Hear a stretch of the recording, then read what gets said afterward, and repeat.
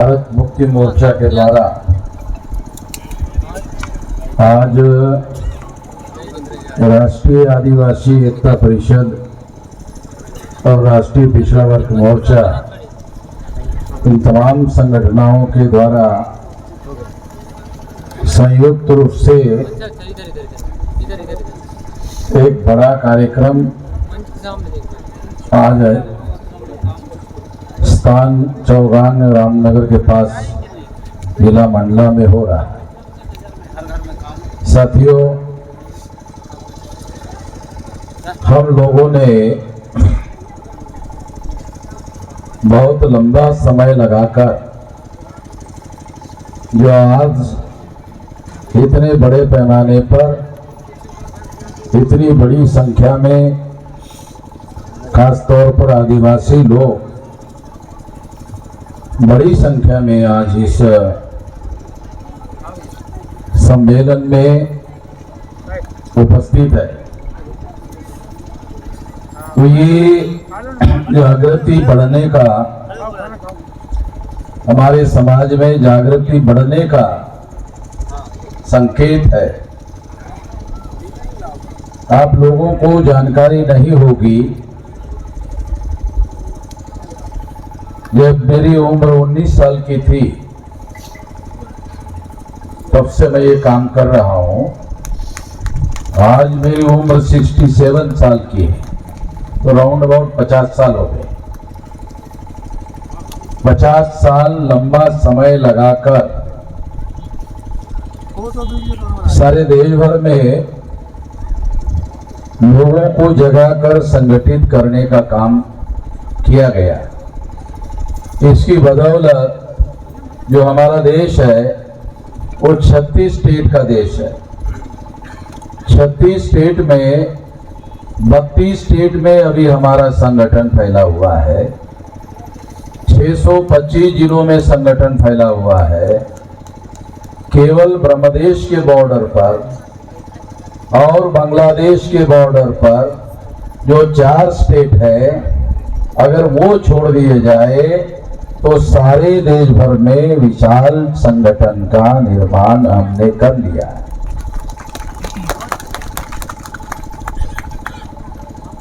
बहुत बड़ा संगठन हमने निर्माण कर लिया है। इस देश में तमाम लोग आरएसएस के विरोध में बोलते रहते हैं, मगर हमने संगठन शक्ति के बल पर नागपुर में आरएसएस के हेडक्वार्टर को घेरने का कार्यक्रम घोषित किया था। आप लोगों को जानकारी है, आप में से बहुत सारे लोग नागपुर में थे।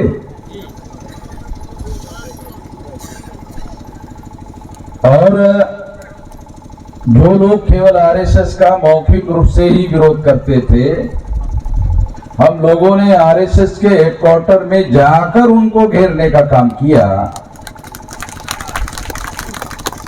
तो सरसंघ चालक जो आरएसएस का है, सरसंघ चालक जो आरएसएस का है, वो लॉक लगाकर 12-13 दिन आरएसएस के हेडक्वार्टर को भाग गए।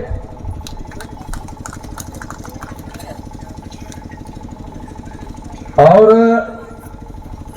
जब विशाल आंदोलन हमने किया तो आरएसएस के लोग और ब्राह्मण लोग ये सोचने लगे नागपुर में कि हमको अब आरएसएस का हेडक्वार्टर नागपुर से छोड़ना पड़ेगा, तो यहाँ से जाना पड़ेगा।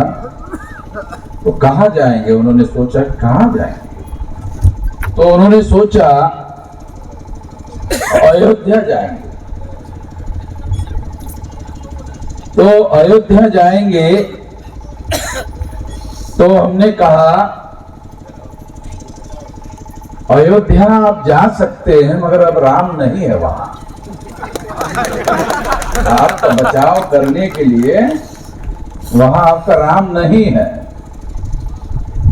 मेषराम है, राम नहीं है। नागपुर में भी है और अयोध्या में भी है। तो उन्होंने सोचा कि हाँ, ये तो भारत के किसी भी जिले में जाओगे तो हर जगह हम है। तो इसलिए साथियों, ये उनके सामने संगठन शक्ति की बल की वजह से समस्या पैदा हुई। जो हमने देशव्यापी संगठन शक्ति का बल पैदा किया और उसी संगठन शक्ति के बल की वजह से यहां आप लोगों को बुलाया और जितने लोगों को बैठने की कुर्सी लगाई उससे 2 गुना से ज्यादा लोग आ गए और बहुत सारे लोग उधर खाना भी खा रहे हैं। तो हमने कहा भाई पहले हमारा दिमाग का खुराक सुन लो, फिर पेट का खुराक खा लो, क्योंकि पेट का खुराक तो कभी भी मिल जाएगा, तो दिमाग का खुराक नहीं मिलेगा, ये कभी कभी मिल जाता है। तो इसलिए साथियों, हम लोगों को इन लोगों के द्वारा दिमागी रूप से कमजोर बनाया गया है। हमारे पास जानकारी का अभाव है, हमारे पास जानकारी के साथ साथ ज्ञान का अभाव है, हमारे पास विचारधारा का अभाव है, हमारे जिंदगी में मकसद का अभाव है। हमारे लोगों के सामने कोई मकसद भी नहीं है। जब हमारे लोगों के सामने मकसद नहीं होता है तो क्या करते हैं, जिनके पास मकसद नहीं होता है वो शादी कर लेते हैं, बोलते कुछ नहीं है तुम्हें बच्चे पैदा कर ले। तो हमारे लोग केवल बच्चे पैदा करने का मकसद पूरा करते रहते हैं, यही काम उनका है। साथियों, हम लोगों को ये ध्यान रखना होगा कि हम अपने घरों में गुलाम पैदा करने का काम कर रहे हैं। जब तक इस देश में ब्राह्मणिकल सोशल ऑर्डर, वर्ण व्यवस्था के आधार पर बनाई हुई व्यवस्था, जाति के आधार पर 6000 जाति के टुकड़ों में बांटी गई व्यवस्था, छूत और अछूत के आधार पर बांटी गई व्यवस्था, जंगलों में आदिवासियों को निर्वासित करके रहने की व्यवस्था, शूद्रत्व ओबीसी के ऊपर थोपने की व्यवस्था, महिलाओं को, सभी जाति की महिलाओं को शूद्र बनाने की व्यवस्था, ये सारी ब्राह्मणिकल सोशल ऑर्डर है जो इस देश में बरकरार है। और साथियों, 15 अगस्त 47 को हम लोगों को आजादी नहीं मिली, और जिनको आजादी मिली वो हर साल कार्यक्रम करते रहते हैं, आजादी का हर साल कार्यक्रम करते रहते हैं, उनके आजादी का कार्यक्रम करते रहते हैं। हम लोग इस देश में ब्राह्मणिकल सोशल ऑर्डर के अधीन अभी भी ब्राह्मणों के गुलाम है, अंग्रेजों के गुलामी से आजाद हो गए, मगर अंग्रेजों के समय में ब्राह्मण अंग्रेजों के गुलाम थे, हम ब्राह्मणों के गुलाम थे। ब्राह्मण अंग्रेजों का गुलाम, हम ब्राह्मणों का गुलाम, हम गुलामों के गुलाम। ब्राह्मण अंग्रेजों का गुलाम, हम ब्राह्मणों के गुलाम। तो ब्राह्मण अंग्रेजों के गुलामी से आजाद हो गया, मगर हम अभी भी ब्राह्मणों के गुलामी में फंसे हुए हैं। इसलिए हमारे सामने जो सारे देश भर में लड़ाई है, वो लड़ाई क्या है? ब्राह्मणों के गुलामी से आजादी की लड़ाई लड़ने का मामला है।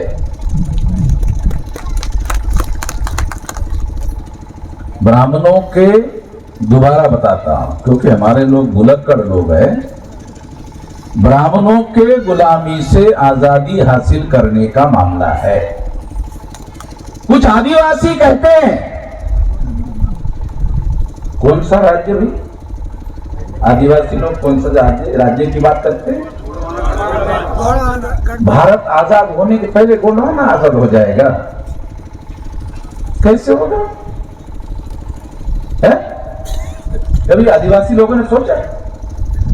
भारत आजाद नहीं होगा मगर गोंडवाना हो जाएगा, कैसे होगा?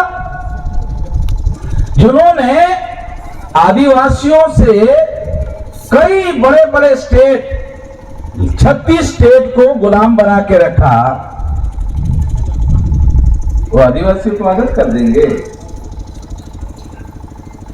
भारत को आजाद करने के पहले आदिवासी आजाद नहीं हो सकता। ये उसको पूछ लेना, अगर खड़े हो जाओ, हो सकता है? नहीं हो सकता, नहीं हो सकता।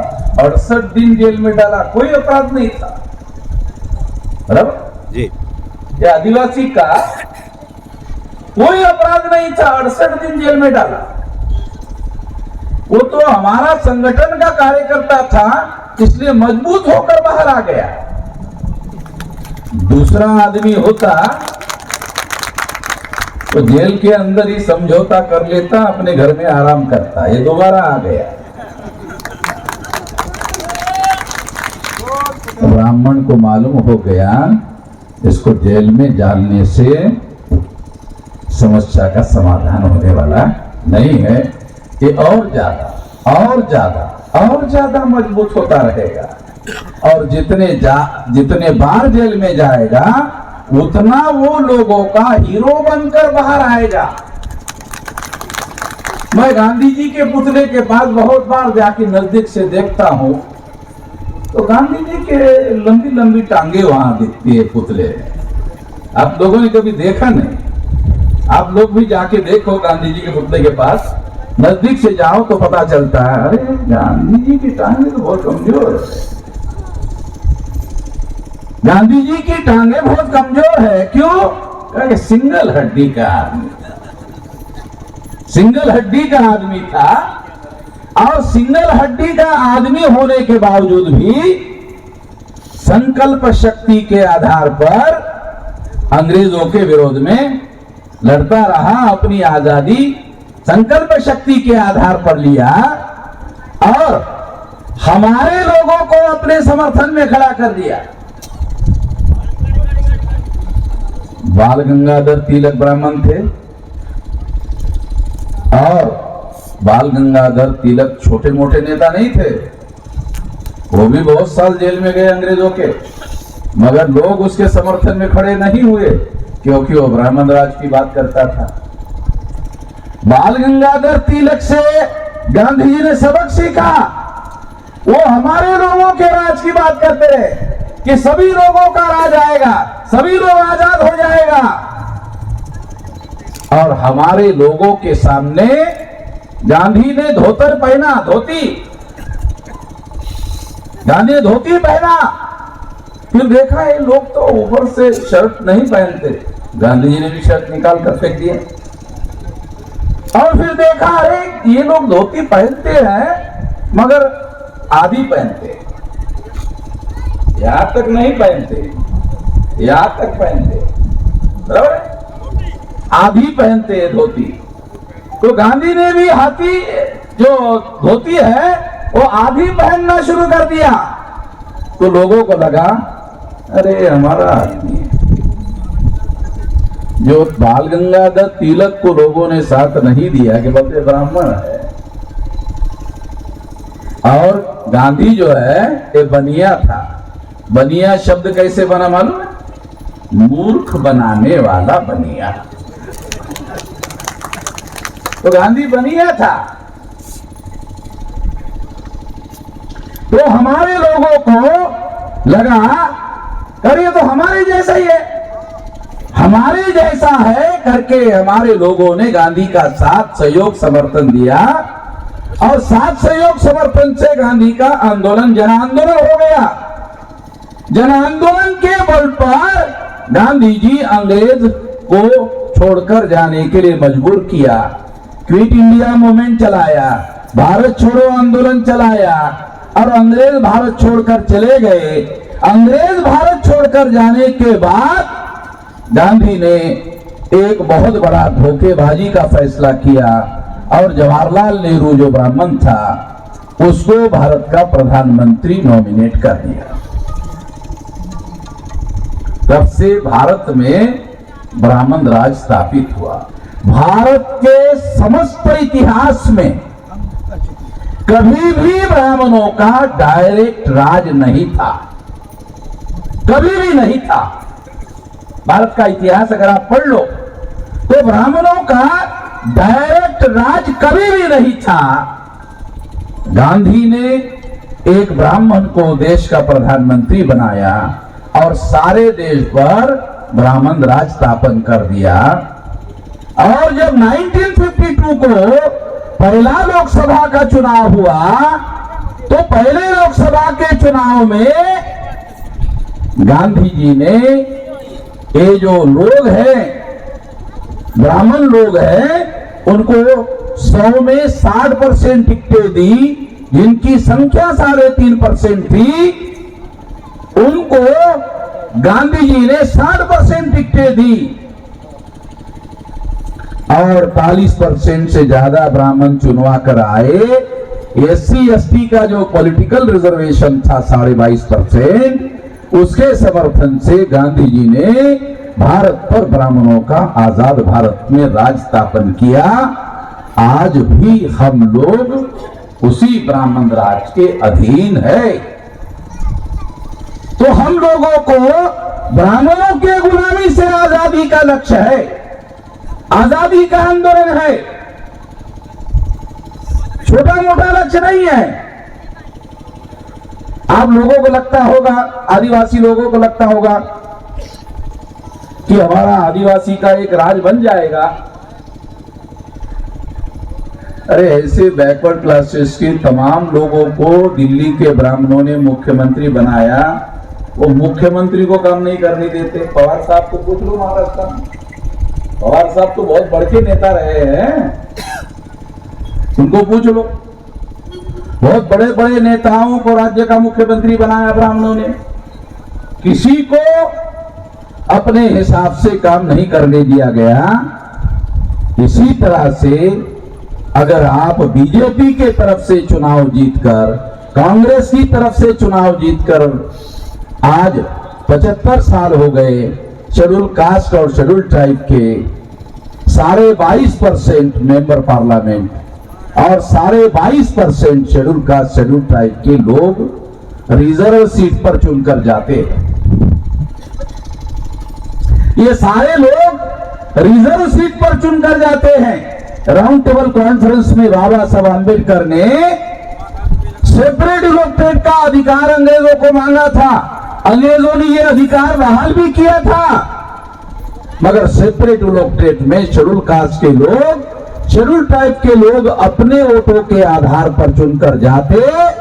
तो पार्लियामेंट में नेहरू को और सरदार पटेल को गांधी जी ने कहा, अरे ये जो सेपरेट इलेक्टेड से चुनकर जाने वाले शेड्यूल कास्ट शेड्यूल ट्राइब के लोग नेहरू की नहीं सुनेंगे, पटेल की नहीं सुनेंगे, तो संसद में तुम्हारी सरकार चलने नहीं देंगे। इसलिए हमारे लोगों पर, शेड्यूल कास्ट और शेड्यूल ट्राइब के लोगों पर जॉइंट इलेक्टेड थोपा गया है। आज तक आदिवासी लोगों को जॉइंट इलेक्टेड क्या है ये पढ़े लिखे लोगों को पता नहीं, बाकी लोगों को छोड़ो। जो बहुत सारे एमएलए एमपी चुनकर जाते हैं आदिवासियों के रिजर्व सीट पर, वो जॉइंट इलेक्टेड है। बाबा साहब आंबेडकर ने सेपरेट इलेक्टेड मांगा था। सेपरेट इलेक्टेड क्या था? शेड्यूल कास्ट के ही वोट होंगे, शेड्यूल कास्ट के ही कैंडिडेट होंगे, शेड्यूल ट्राइब के ही वोट होंगे, शेड्यूल ट्राइब के ही कैंडिडेट होंगे। और शेड्यूल ट्राइब और शेड्यूल कास्ट के लोगों को अपने अपने चुनाव क्षेत्र में अपने अपने रिप्रेजेंटेटिव चुनने का अधिकार होगा। जो सबसे ज्यादा लड़ाकू SC ST का आदमी होता तो चुनकर जाते उस व्यवस्था में। इसके विरोध में गांधी जी ने आमरण अनशन किया, आमरण अनशन किया है। किसी आदिवासियों को पता है, किसी पढ़े लिखे आदिवासियों को पता है कि ये जो separate elected schedule caste schedule tribe को होता वो 131 मेंबर पार्लियामेंट होते, 131 मेंबर पार्लियामेंट होते तो नेहरू की सरकार को कभी बहुमत नहीं मिलता, इंदिरा की सरकार को कभी बहुमत नहीं मिलता, और शेड्यूल कास्ट और शेड्यूल ट्राइब के सपोर्ट के बगैर कभी वो सरकार नहीं बना पाते। न नेहरू बना पाते, न इंदिरा, न राजीव गांधी बना पाते, न अटल बिहारी वाजपेयी बना पाते, कोई सरकार बहुमत की नहीं बना पाते, और बहुमत का आंकड़ा 131 SC ST का बन जाता, सेपरेट डेमोक्रेट में बन जाता। तो इनके सपोर्ट के बगैर सेंटर में कोई सरकार ही नहीं बनती। तो इसका मतलब है 1952 में प्रथम जो केंद्र की सरकार आजादी के बाद बनी, वो शेड्यूल कास्ट और शेड्यूल ट्राइब के समर्थन से बनती, तो हमारा भी राज आ गया होता। 1952 में ही हमारा भी राज आ गया होता। तो बैकवर्ड क्लासेस के लोगों को कहना चाहता हूं कि अगर SC ST के लोग सेपरेट डेमोक्रेट में चुनकर जाते तो उनका भी राज आता। तो OBC के लोगों को 92 में गिनती की जा रही, OBC के लोगों की गिनती की गई या गिनती करने की बातें चल रही है, और फिर भी एक OBC का प्रधानमंत्री मोदी होने के बावजूद भी गिनती नहीं कर रहा है।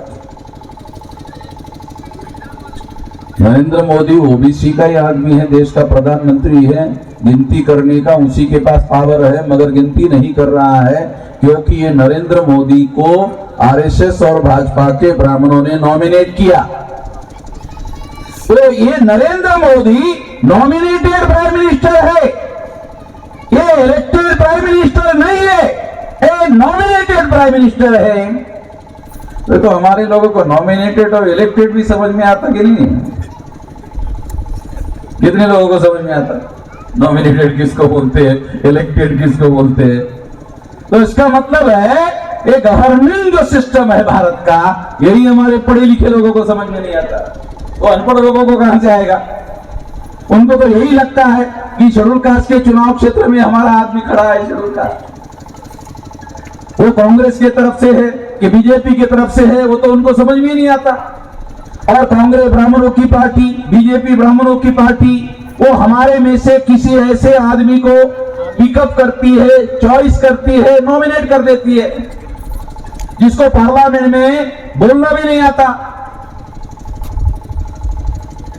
जिसको पार्लियामेंट में बोलने के लिए अगर खड़ा किया जाए उसको बोलना भी नहीं आता, उसको टिकट दे देते। आप लोगों को सुनकर हैरानी होगी कि जवाहरलाल नेहरू के समय में एक ऐसी घटना है कि उनके घर में एक शेड्यूल कास्ट का आदमी खाना पकाता था, नेहरू जी ने उसको टिकट दे दिया। अब शेड्यूल कास्ट का आदमी जवाहरलाल नेहरू का खाना पकाता था, अगर वो चुनकर गया तो पार्लियामेंट में कौन से विषय पर बोलेगा? कितना नमक डालना चाहिए, सब्जी में टेस्टी कैसे बनाना चाहिए, मसाला कितना डालना चाहिए, ठंडा मसाला कितना डालना चाहिए, गरम मसाला कितना रखना चाहिए, मसाला डालना चाहिए कि नहीं डालना चाहिए, ये पार्लियामेंट में बोलने का विषय है। तो जवाहरलाल नेहरू ने अपने खानसामे को टिकट देकर चुनाव कराया। नॉमिनेटेड कैंडिडेट समझा रहा हूं आप लोगों को, क्या समझ में आता हमारे लोगों को? नॉमिनेटेड रिप्रेजेंटेशन, ये ब्राह्मणों के द्वारा नॉमिनेट किए हुए आदमी को अगर वो MLA बनाते, MP बनाते, जिनको कुछ भी आता नहीं है, ऐसे लोगों को टिकट देकर 131 मेंबर पार्लियामेंट और 1000 से ज्यादा MLA MP बनाते, नॉमिनेटेड। और OBC के सपोर्ट से, ब्राह्मण क्षत्रिय वैश्य की सपोर्ट से उनको चुनकर लाते। जब वो चुनकर आता है तो पार्लियामेंट में OBC के जातीय दल गिनती का विरोध करता है। ये किसी को समझ ही नहीं आता। जो शेड्यूल कास्ट का आदमी रिजर्व सीट पर चुनकर जा रहा है, शेड्यूल ट्राइब का आदमी रिजर्व सीट पर चुन के जा रहा है, उसको ओबीसी के रिजर्व सीट पर ओबीसी का आदमी चुनकर जाना चाहिए और ऐसी ही सीटें रिजर्व सीट ओबीसी को होनी चाहिए। इसका विरोध करने का क्या कारण है? कोई कारण नहीं होना चाहिए। जब उसको रिजर्वेशन मिल रहा है तो दूसरे के रिजर्वेशन का विरोध करने की क्या वजह है? कोई वजह नहीं है, फिर भी विरोध करता है। क्यों करता है? कांग्रेस उसको कहती है विरोध करना, बीजेपी उसको कहती है शेड्यूल कास्ट शेड्यूल ट्राइब को विरोध करना है। तो उसका ओपिनियन थोड़ी है। अब वो पार्लियामेंट में विरोध क्यों करता है? क्योंकि अगले चुनाव में उसको कांग्रेस से और बीजेपी से टिकट चाहिए। अगर मान लो कांग्रेस ने उसको टिकट नहीं दिया तो चुनाव के पहले चुनाव हार जाता है। चुनाव दो बार होता है, एक बार पार्टी टिकट दे दे और दूसरी बार जनता उसको वोट दे दे। अगर पार्टी ने ही टिकट नहीं दिया तो फिर तो वहीं सब उसका समाप्त हो गया मामला। अगर टिकट दिया तो वोट्स का मामला खड़ा होगा। इसलिए साथियों, ये जो गवर्निंग सिस्टम है देश का बनाया गया, संख्या हमारी है मगर इलेक्शन का जो सिस्टम डेवलप किया गया है उसमें बहुसंख्यक समाज के लोग चुनकर ना जाए, इसकी भी व्यवस्था कर दी गई। इसलिए इस देश के संविधान में इक्वलिटी बिफोर लॉ, कानून के सामने सभी समान है, ये घोषित करने के बाद भी राज ब्राह्मणों का होने की वजह से इक्वलिटी बिफोर लॉ संविधान का भारत में लागू नहीं है। और इस वजह से हमारे लोगों की समस्याओं का समाधान हो नहीं रहा है। तो हमको क्या करना होगा? हमारी पार्टी होनी चाहिए और हमें संकल्प करना चाहिए। क्या संकल्प करना चाहिए? कि हम लोग अपनी पार्टी खड़ा करेंगे, अपना संगठन खड़ा करेंगे, अपना उद्देश्य रखेंगे, अपनी विचारधारा रखेंगे और ब्राह्मणों के किसी पार्टी के द्वारा schedule caste schedule tribe OBC minority का कैंडिडेट अगर खड़ा कर दिया जाए तो उसको संकल्प करना चाहिए कि उसको किसी भी स्थिति में वोट नहीं डालेंगे। आपको कभी वोट डालने के लिए जबरदस्ती किया जाता है क्या? मुझे तो मालूम नहीं है कि हमारे किसी आदमी को जबरदस्ती वोट करने के लिए कहा जाता है। जब जबरदस्ती वोट करने के लिए कहा नहीं जाता है तो जब हमारी संख्या ज्यादा है तो हमें अपने बुद्धि, पैसा, हुनर, समय, श्रम, ये महापुरुषों के आंदोलन की बदौलत ये पांचों साधन आज हमारे लोगों के पास है। बुद्धि है, पैसा है, हुनर है, समय है, श्रम है, ये पांचों साधन हमारे पास है और अपने बल पर अपना संगठन खड़ा कर सकते हैं, अपनी पार्टी खड़ा कर सकते हैं। अपने लोगों को कांग्रेस, बीजेपी और ब्राह्मणों को टिकट मांगने के बजाय अपनी पार्टी बनाकर अपना टिकट ले सकते हैं। ब्राह्मणों को टिकट मांगने की जरूरत नहीं है, हम अपनी ही टिकट पैदा कर सकते हैं, अपने ही लोगों को टिकट दे सकते हैं। और ऐसा करें तो सर हर चुनाव क्षेत्र में 85% वोट है। पिछाली मायावती जब मुख्यमंत्री बनी यूपी की तो उसको 30% वोट पड़े। 403 विधानसभा में 207 विधानसभा की सीटें मायावती ने 30% से जीती और पूर्ण बहुमत की सरकार बनाई थी। जब तीन मजबूत पार्टियां कांग्रेस, बीजेपी और हमारी पार्टी, मान लो कल्पना करने को कितना पैसा लगता है? मुफ्त की कल्पना भी नहीं कर सकते। ये मुफ्त की कल्पना क्यों नहीं कर सकते मालूम है? ये दिमाग की दरिद्रता है। हम लोग आर्थिक रूप से कम दरिद्री है, दिमाग से ज्यादा दरिद्री है। जो लोग दिमाग से ज्यादा दरिद्री होते हैं वो लोग आर्थिक रूप से ज्यादा दरिद्री होते हैं। इसलिए हमारे लोगों को पढ़ने लिखने के अधिकार से वंचित किया गया। जब पढ़ने लिखने का अधिकार हुआ, एससी, एसटी, ओबीसी के लोगों को भी अगर रोजगार करना है तो हाँ अमेरिका जाता है। अभी पढ़ा लिखा हमारा एससी, एसटी, ओबीसी माइनॉरिटी का आदमी जो है, जब पढ़ा लिखा हो गया अमेरिका जाता है, यूरोप जाता है, लंदन जाता है, एक गल्फ कंट्री जो मुसलमानों की है वहां जाता है, वहां कई कई लाख रुपया सैलरी कमाता है, 10-15 साल नौकरी करता है, करोड़पति हो जाता है। अब करोड़पति होने के बाद फिर भारत आ जाता है। तो दिमाग की वजह से हमारे लोगों को दिमाग से दरिद्री रखा गया। दिमाग के दरिद्री रखने की वजह से बहुत बड़ी समस्या है। और इस वजह से साथियों, हम लोगों को हमारे महापुरुषों के द्वारा सबसे ज्यादा शुरू से पढ़ाई लिखाई पर ज्यादा जोर दिया गया। और इसी वजह से बाबा साहब आंबेडकर विदेश में जाकर पढ़ाई कर सके। और बाबा साहब आंबेडकर के समय में उनके मुकाबले का, उनके बराबरी का कोई दिमाग रखने वाला आदमी नहीं था, तो उनको संविधान लिखने की जिम्मेदारी दी गई थी। और जब उनको जिम्मेदारी दी गई थी तो संविधान सभा में उनके चुने हुए कैंडिडेट कितने थे?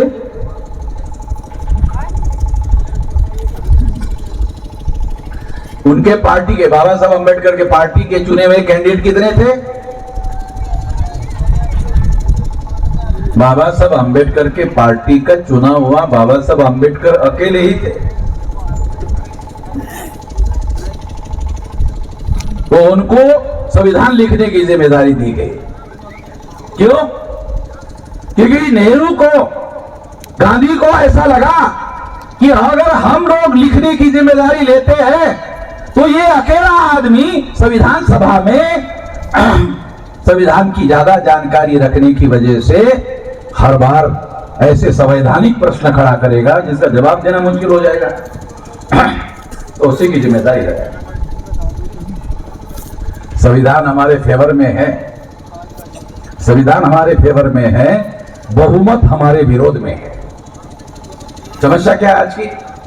मनुस्मृति सारी की सारी हमारे विरोध में थी, तो देश का कानून ही हमारे विरोध में था। तो 26 जनवरी 1950 को देश का कानून हमारे समर्थन में हो गया। फिर क्या समस्या है? Non implementation. नॉन इम्प्लीमेंटेशन क्यों हो रहा है? पार्लियामेंट में हमारा मेंबर पार्लियामेंट नहीं है। शेड्यूल कास्ट शेड्यूल ट्राइब के 131 मेंबर पार्लियामेंट चुनकर जाते हैं, वो सारे के सारे नॉमिनेटेड है। उनको पार्लियामेंट में बोलने भी नहीं दिया जाता। तो हम लोगों को उनको अपना रिप्रेजेंटेटिव मानकर नहीं चलना चाहिए। हमारे लोग उनको अपना रिप्रेजेंटेटिव मानकर चलते हैं। इस वजह से हमारा इंडिपेंडेंट संगठन नहीं बनता। अरे हमें इंडिपेंडेंट संगठन बनाने की क्या जरूरत है? हमारे 131 मेंबर पार्लियामेंट बगैर संगठन के चुनकर जाते हैं। ऐसे हमारे नालायक पढ़े लिखे लोग सोचते हैं। जो शेड्यूल कास्ट शेड्यूल ट्राइब के नालायक पढ़े लिखे लोग हैं, वो ऐसा सोचते हैं, अरे हमें संगठन बनाने की क्या जरूरत है? बगैर संगठन के हमारे 131 मेंबर पार्लियामेंट चुनकर जाते हैं, 1000 से ज्यादा एमएलए चुनकर जाते हैं। हमें अपना संगठन बनाने की क्या जरूरत है? अरे कांग्रेस से चुनकर जाने वाला एमएलए एमपी नॉमिनेटेड है, नाम हमारा लेते हैं, बाप वो है। समझ में आता है? नाम शेड्यूल कास्ट का लेते हैं, नाम शेड्यूल ट्राइब का लेते हैं, नाम ओबीसी का लेते हैं, बाप वो है। नाम किसी का लेने का, बाप कोई और होने का, ऐसे संतान को, ऐसे औलाद को क्या कहते हैं?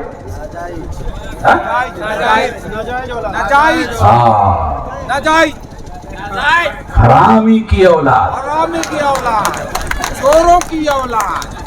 तो ऐसे जो हमारा ये जो सिस्टम बनाया गया है मेंबर पार्लियामेंट और एमएलए चुनने का, ये हरामी की औलाद चुनकर भेजने का सिस्टम है।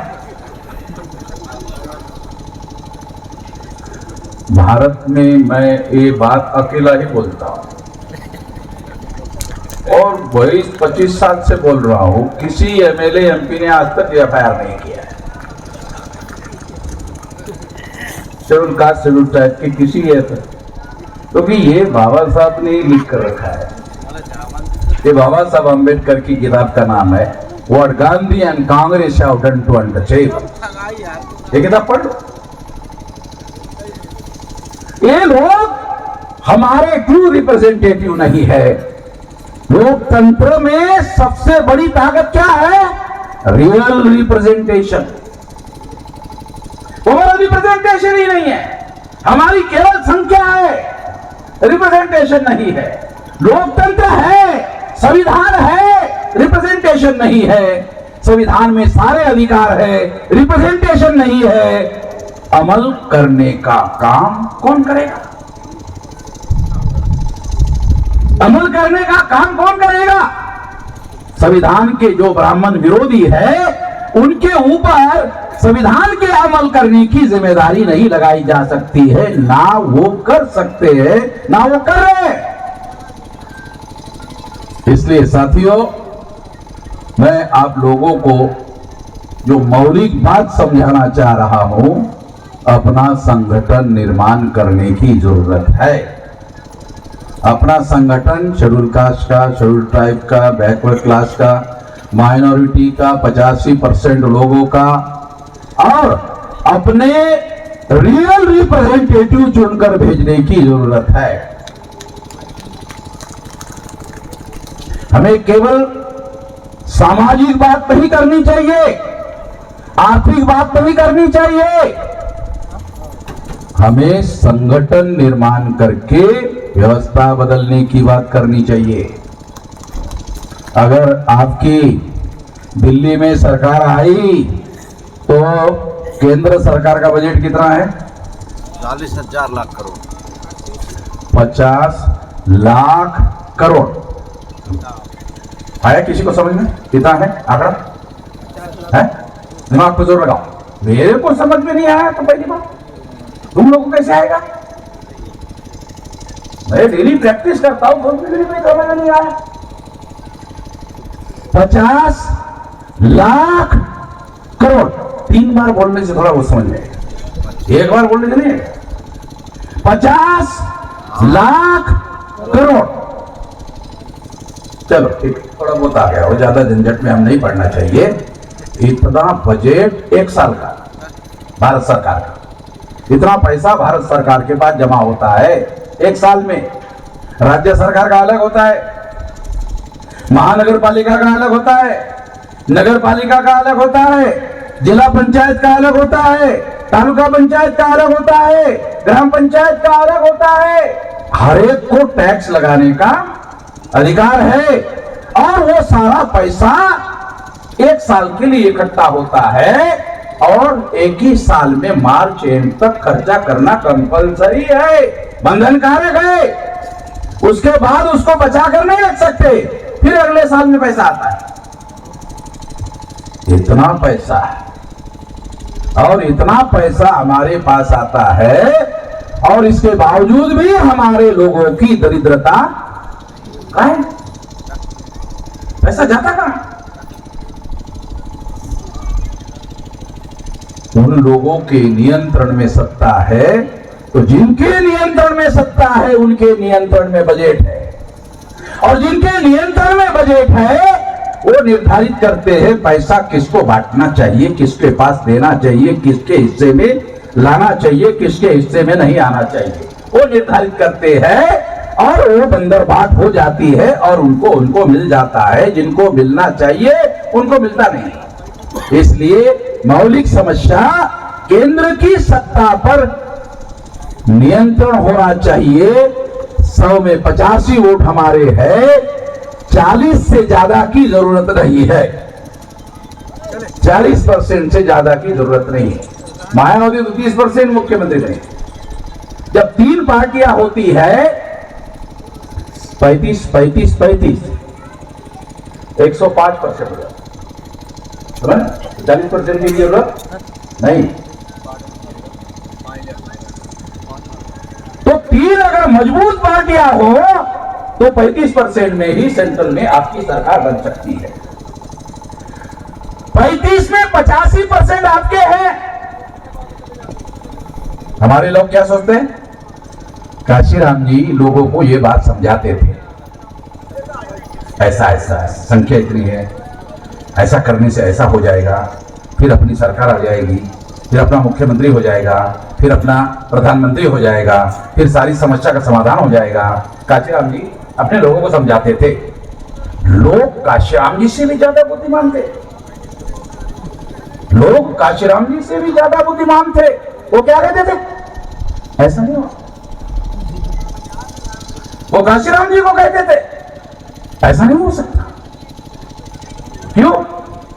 जो लोग काशीराम जी को कहते थे ऐसा नहीं हो सकता, वो ज्यादा होशियार लोग थे, क्योंकि वो अपने पार्टी को वोट ही नहीं देते। उनको मालूम था कि साला मैं खुद ही हरामीपन करता हूं, तो ये तो ईमानदारी पर निर्भर कर रहा है। काशीराम जी मानकर चल रहे हैं कि हम ईमानदार रहेंगे, ज्यादा भी तो 35% वोट ईमानदार रहेंगे तो हो जाएगा। मगर जिनको वो समझाते थे वो खुद ही 50 साल से बेईमानी कर रहा है, धोखाधड़ी कर रहा है, अपने ही लोगों को वोट देने का काम नहीं कर रहा है, तो उसको मालूम था ऐसा नहीं हो सकता। हमारे लोग जो हरामीपन करते हैं वो उसी के शिकार है। अच्छा, उसके लिए वोट देने के लिए तलवार निकालना नहीं पड़ता। जैसे मैन के अंदर तलवार है, लड़ाई नहीं लड़ना पड़ता। वोट डालने के लिए एक ही आदमी लाइन लगाकर अंदर जाता है, जब बाहर नहीं आता दूसरा नहीं जा सकता, और वहां जाकर उसको क्या करना है? कोई तलवार कुछ भी करने की जरूरत नहीं है, कुछ लड़ाई लड़ने की जरूरत नहीं है, कोई चाकू छुरी बंदूक गोली चलाने की जरूरत नहीं है। ऐसा ये भी सब बड़ा हैरान करने वाली बात है कि ये अंगूठा टेकने की क्यों जरूरत है। तो बाबा साहब ने कहा था कि हमारे लोग अंगूठा टेक ज्यादा है, पढ़े लिखे नहीं है, तो उन्होंने कहा कि ये अंगूठा टेकने का सिस्टम ठीक है। अंग्रेजों ने बाबा साहब को कहा था कि तुम्हारे लोग तो पढ़े लिखे नहीं है, तो क्या करोगे? ये अंगूठा टेकने का सिस्टम डेवलप। वोट हमारे लोगों को मिलना चाहिए, अधिकार होना चाहिए। तो हमारे लोग इतने होशियार, बाबा साहब आंबेडकर ने 100 साल से ज्यादा लड़ाई लड़कर वोट का अधिकार हासिल किया। यूरोप और अमेरिका में खून खराबा हुआ, इंग्लैंड में महिलाओं को वोट का अधिकार नहीं था। अमेरिका यूरोप में केवल पढ़े लिखे लोगों को वोट का अधिकार था, केवल टैक्स पेयर लोगों को वोट का अधिकार था। हमारे लोगों को तो ये समझ नहीं, बताएंगे तो भी अजीब लगेगा। केवल पढ़े लिखे लोगों को वोट का अधिकार था। पढ़े लिखे लोगों में से भी टैक्स पे करने वाले लोगों को वोट था, जो टैक्स पे नहीं करता उसको वोट का अधिकार नहीं था। 26 जनवरी 1950 को बाबा साहब आंबेडकर ने हमारे लोगों को अधिकार दिया। जानते हो कौन सा दिया? Adult franchise. कौन सा अधिकार? Adult franchise. आदमी, बाबा साहब ने सोचा हमारे लोगों के घरों में बच्चा पैदा होता है, फिर वो बड़ा होता है, बड़ा होने के बाद अनपढ़ रहता है, गंवार रहता है, और फिर वो 18 साल का होता है, 18 साल का होने के बाद भी अनपढ़ रहता है, 21 साल का होने के बाद भी अनपढ़ रहता है, गंवार रहता है। तो बाबा साहब आंबेडकर ने सोचा अनपढ़ गंवार होने के बावजूद भी वोट का अधिकार मिलना चाहिए। टैक्स पे करने वाला हो तो भी होना चाहिए, टैक्स पे ना करने वाला हो तो भी होना चाहिए। तो नया तरीका ढूंढ कर निकाला। क्या ढूंढ कर निकाला? उसकी उम्र 21 साल होनी चाहिए, बाकी कुछ नहीं होना चाहिए।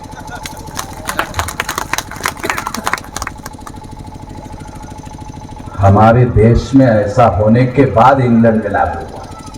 हमारा देखा देखी इंग्लैंड में लागू। दुनिया के कई देशों में एडल्ट फ्रेंचाइज हमारे देश में लागू करने के बाद कई देशों में लागू हुआ। तो एक झटके में हमारे लोगों को बाबा साहब आंबेडकर ने शासक वर्ग में रूपांतरित कर दिया। और हमारे लोग बाबा साहब अम्बेडकर से ज्यादा बुद्धिमान हैं। उन्होंने वोट का अधिकार शासक बनने के लिए उपयोग करने के बजाय 100, 500, 1000, 2000 में बेचना शुरू कर दिया। इतने वाले नालायक लोग हमारे 100 साल से ज्यादा लड़ाई लड़ने के बाद वोट का अधिकार हासिल किया। 100 साल जो हमारे लोगों ने उसको चुनाव आता है तो इस देश में चुनाव के दौरान लोगों को 1000, 2000, 5000 मिल जाता है और 8-10 दिन हमारे लोग 2 टाइम खाना खा लेते हैं। अगर चुनाव नहीं होता तो बहुत लोग मर जाते। तो चुनाव से बहुत लोगों को बहुत बार 2 बार खाने का मौका मिल जाता है। तो चुनाव का ऐसा भी फायदा हो रहा है और हमारे लोगों ने फायदा उठाया और शासक वर्ग ने हमारे लोगों के वोटों को खरीदने का फायदा उठाया। ये सारा हमारे देश में होता है। दुनिया के किसी देश में वोट बेचने का और वोट खरीदने का काम नहीं होता है। ये सारा खेल ब्राह्मण लोगों के द्वारा किया गया है। तो ये सारा बदला जा सकता है, इसमें परिवर्तन किया जा सकता है और ये परिवर्तन करने का एक ही तरीका है और वो तरीका है संगठित शक्ति का निर्माण करना। सब कुछ बदला जा सकता है संगठित शक्ति का निर्माण करना। तो संगठित शक्ति कैसे निर्माण होगी? भौगोलिक नेटवर्किंग, सोशल नेटवर्किंग। भौगोलिक नेटवर्किंग में क्या करना होगा? 15 लाख बूथ पर संगठन खड़ा करना होगा और बूथ में अधीन social networking, schedule caste, most backward schedule caste, extreme backward schedule caste, schedule tribe, most backward schedule tribe, nomadic tribe, MBC, OBC, इनसे कन्वर्टेड माइनॉरिटी, मुस्लिम, सिख, ईसाई, बुद्धिस्ट, जैन, लिंगायत, 14 सामाजिक समूहों के 14 सामाजिक ग्रुप, एक भौगोलिक संगठन और एक बूथ में 1200 वोटर। 1200 वोटर में हम लोगों को 14 संगठन बनाना चाहिए। तो सोशल नेटवर्किंग होगा। एक बूथ में 14 संगठन, 1200 वोट में 14 संगठन। ऐसे अगर हमने 15 लाख बूथ में किया तो इस देश में इलेक्शन नहीं रेवोल्यूशन हो जाएगा। इलेक्शन नहीं रेवोल्यूशन हो जाएगा। अब कोई तलवार चलाने की जरूरत नहीं, कोई बंदूक गोली कुछ भी करने की जरूरत नहीं है। ऐसा करो। कोई ऐसा मुझे कह नहीं सकता कि बहुत कठिन बात आपने कह दिया है। अपने आसपास आपको डिफिकल्टी आती है तो सबसे पहले अपने रिश्तेदारों में जाओ, अपने रिश्तेदारों में, अपने परिवार में, अपने गांव में, अपने एरिया में जाकर ऐसे यूनिट खड़ा करो और उनका ट्रेनिंग देने के लिए संगठन को लिखो। आपको ट्रेनिंग दिया जाएगा। अभी जो बातें मैं आपको समझा रहा हूं तो हमारे आदमी आएंगे, दिन भर बोलेंगे। कुछ आदमी आएंगे 2 दिन बोलेंगे, कुछ आदमी आएंगे 3 दिन बोलेंगे, कुछ सिलेक्टेड आदमी आएंगे 5 दिन बोलेंगे। तो आपके दिमाग में इतनी जानकारी भर जाएगी, इतनी जानकारी भर जाएगी, इतनी जानकारी भर जाएगी, क्या बोलेंगे? और नहीं, बहुत हो गया, अभी मैं इसका उपयोग करता हूं। बस एक जानकारी होनी चाहिए और बाद में उसका एप्लीकेशन होना चाहिए। कुछ चलता चाकू, छुरी, बंदूक, गोली, तलवार चलाने की कोई जरूरत नहीं। कितना आसान। ये करो। डिफिकल्टी आती है, टेलीफोन करो, पूछो, ये डिफिकल्टी आ रही है। कोई डिफिकल्टी नहीं है। जो बात हम कह रहे हैं लोगों को जाके कहो, लोग क्या बोलेंगे? अरे इतना लेट क्यों कर दिया हमारे पास आने को? ध्यान रखो मैं जो बोल रहा हूं। अगर आप लोगों के पास जाओगे ना, लोग क्या बोलते? अरे इतना लेट क्यों कर दिया? पवन निशान का सोशल मीडिया में बहुत सालों से सुन रहा हूं, तो कोई ना कोई आदमी आएगा आएगा आएगा, सारा वेट कर रहे। तुमने इतना लेट क्यों किया? काल्पनिक बात नहीं बोल रहा हूं। मैं फ्लाइट से जाता हूं उधर भी मुझे मिलते, बस में जाता उधर भी मिलते, रेल में जाता उधर भी मिलते। तो सारे जगह ये हमारी बात सोशल मीडिया की वजह से फैल गई है। केवल आपको जाने भर की देर है, मीटिंग करने की जरूरत है और लोगों को जिम्मेदारी देने की जरूरत है। अगर आप ऐसा करोगे 15 लाख बूथ पर संगठन खड़ा हो जाएगा और इसके आधार पर इलेक्शन नहीं रेवोल्यूशन हो जाएगा। ऐसा करना होगा। ऐसा करने के लिए आप लोग काम करोगे, निश्चित रूप से ऐसा करने से हम लोग सफल हो सकते हैं। ऐसा आप करेंगे इस आशा और विश्वास के साथ। आपने मेरी बात ध्यान से सुनी, इसके लिए आभार, धन्यवाद। जय बोल निवासी।